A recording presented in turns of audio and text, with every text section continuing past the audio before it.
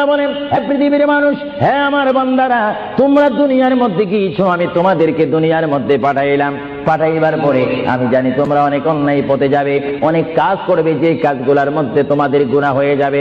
হ্যাঁ বান্দা, তোমরা গুনাহ করবে তাও আমি ভালো মতো জানি, তোমরা পাপ করবে তাও আমি ভালো মতো জানি। বান্দারে, পাপ করার পরে, গুনাহ করার পরে একাই কি মসজিদের মধ্যে তোমরা কেঁদেছো, রব্বানা যালামনা, বলেন রব্বানা যালামনা আনফুসানা ওয়া ইল্লাম তাগফির লানা ওয়া তারহামনা লানাকুনান্না মিনাল খাসিরিন বলে বলে মসজিদে কেঁদেছো, আসরের নামাজ পড়ে কেঁদেছো, যোহরের নামাজ পড়ে কেঁদেছো, মাগরিবের পড়ে কেঁদেছো, এশার নামাজ পড়ে কেঁদেছো। বান্দা, নামাজের মুসল্লা যখন বসে যাও, আমি আল্লাহকে তোমরা বারবার বল, আল্লাহ আমার গুনাহ মাফ করে দাও। তারপরও আমি তোমাদের গুনাহ মাফ করে নিই। তারপরও তোমরা নিশি রাত্রে, মানুষ যখন ঘুমে যায়, তোমার বিবি যখন ঘুম যায়, তোমার ছেলে যখন ঘুম যায়, তুমি নিশি রাত্রে ঠান্ডা পানি দিয়ে ওযু বানিয়ে নামাজের মুসল্লায় বসে তুমি আবার যখন ডাক দাও, রব্বুল আলামিন, পৃথিবীর কোনো মানুষ আমার গুনাহ সম্পর্কে জানে না, তুমি আমার গুনাহ সম্পর্কে জানো। আমি এমন গুনাহ করেছি আমার বিবি জানে না, বিবি গুনাহ করেছে আমি জানি না। আল্লাহ, তুমি সব কিচ্ছু জানো। হে আমার প্রভু, তুমি আমাকে মাফ করে দাও। আমার আল্লাহ বলে, তারপরও যদি তোমাদেরকে আমি মাফ না করি, তারপরও বান্দা, তোমরা আমার রহমতের দরজা থেকে ফিরে যাইও না।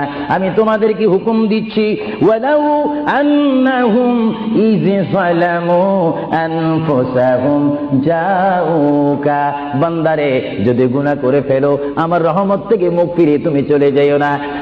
বান্দা, আকাশ পরিমাণ যদি গুনাহ করো, পাতাল পরিমাণ যদি গুনাহ করো, সাগরের পানি পরিমাণ যদি গুনাহ করো, পাহাড় তুলনায় যদি তুমি গুনাহ করো, আমার দরবার থেকে তুমি নিরাশ হইও না। বান্দা, আমি তোমাকে একটি রাস্তা পাঠাই দিচ্ছি, একটি পথ তোমাকে আমি দেখাই দিচ্ছি। সেই পথটি কোন পথ তোমরা জানো?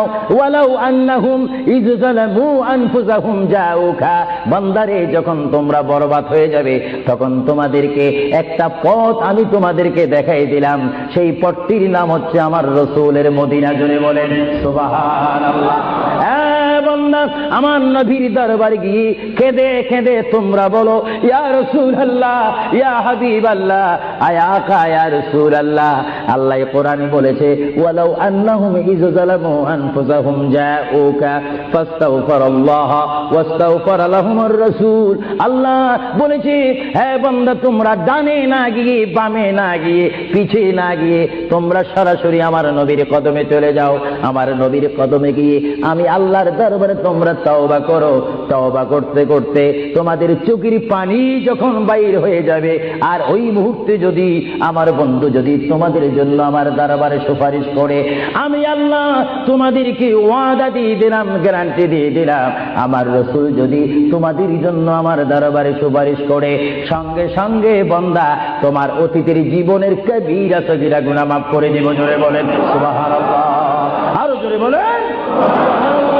আমার আপনার গুনাহ মাফ করার জন্য রাসূলুল্লাহর দরবারে যাওয়ার দরকার আছে কিনা?